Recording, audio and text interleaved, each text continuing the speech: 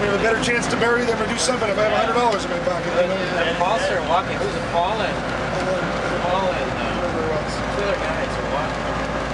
They were the ones I sent to come find out what was going on with you guys. Right.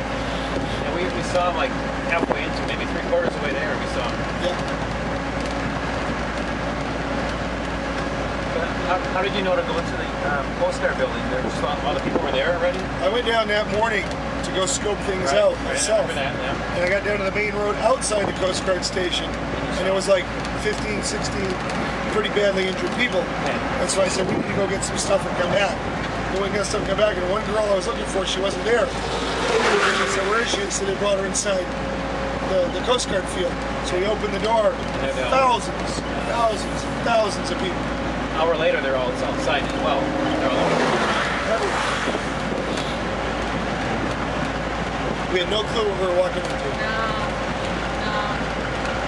I'm thinking, help 15, 20 people in a row.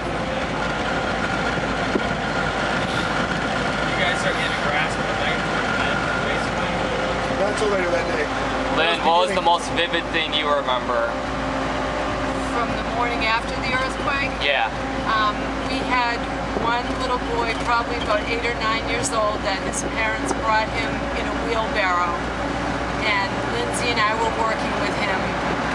And when Lindsay unwrapped one of his feet, it was pretty obvious. We actually called Scott to come over and take a look at it, and there was no way that that foot was going to be saved. So Lindsay tourniqueted it. We tried to tend to the rest of his wounds as best as we could, knowing all the time that unless he got to a hospital, he was not going to make it. So it was really, really hard just to send him back with his parents, knowing that he was probably not going to survive. We knew there was no hospitals open. Yeah, I know. We already knew. And all the hospitals in the area, we didn't know the magnitude. We knew there was no place for him to go. Right. We were in. Yeah. I think it was Dale maybe that actually tied us. We were saying, Dale said, well, when I was in the Army as a young guy, I learned how to tie a tourniquet. So he became a tourniquet expert. Yeah. He was tying tourniquets all day, but he hadn't learned how to do it 30 years ago.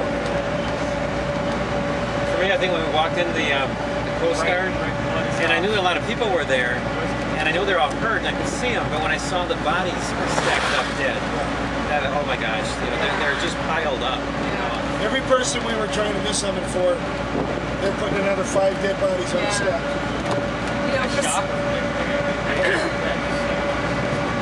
For some reason, I never saw that.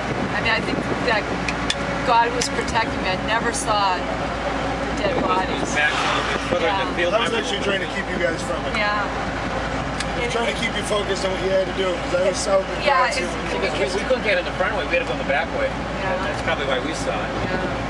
I know, for a while, because looking out at the people, and so many people were trying to catch our eye and ask for help, I was like, I can't look there anymore. Just look at who's I think in that was the story for Todd, Todd Peel. Yeah. There's a few of us guys trying to just keep a barricade, and I remember Todd, the one thing that really impacted him is his dad had a little baby girl, and said, please, I can't yet. He literally laid her down on Todd's feet. And Todd took a step back and he picked her back up and put her on his feet again. Yeah.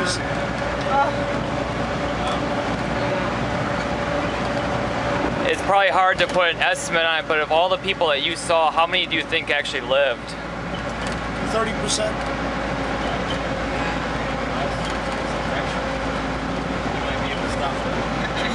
I think 30% already did that. Fortunately, in Leogun, we got to see a lot of them come back. And some really bad burn cases too. People that had been near like a gas station when it exploded. Yeah, one little girl. We had to amputate her fingers in our clinic. That one I heard. It's like her biggest dream when she was going to grow up was to be an artist. No, she's never going to use those fingers.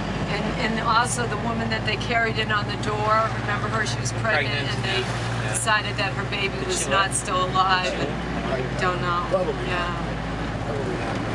She was just lying out in the middle of the yard. So the bridge here is out, so we're taking a side road. This is out actually since last month. It was working last month. So. Yeah. We're gonna take a drive through the river. And the day may be a little early out here because if it starts raining up in the mountains, we're gonna have to leave before this river gets too high for us. Or we'll be stuck overnight.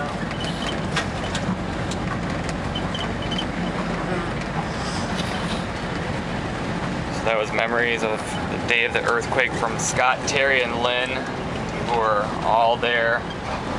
That horrible, tragic day. This all happened.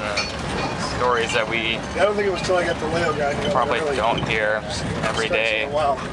Even on news outlets like CNN, these are people that lived it and experienced it firsthand. Exactly what's happening. Everybody from Port-au-Prince was He's looking down. It is. It's broken. Everybody